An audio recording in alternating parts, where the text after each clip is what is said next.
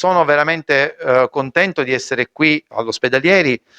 Siamo stati invitati per fare un ciclo di seminari sulle tecnologie assistive, sulla telemedicina e sull'utilizzo delle nuove tecnologie a servizio dello Smart Health, con il collega Massimiliano Salfi. Io ho curato la parte delle tecnologie a supporto della telemedicina, dopo aver parlato dell'importanza dei segnali biomedici, dello studio, della manipolazione dei segnali, e proprio ieri e oggi abbiamo parlato di tecnologie di reti di telecomunicazioni.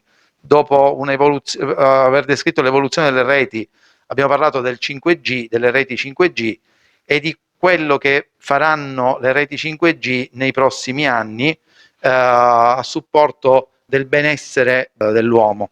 In particolare si potrà realizzare la telechirurgia, si potranno realizzare dei servizi sanitari oggi non pensabili con le reti attuali, quindi non un miglioramento dei servizi attuali, ma l'invenzione di nuovi servizi oggi impossibili con le tecnologie di telecomunicazione attuali.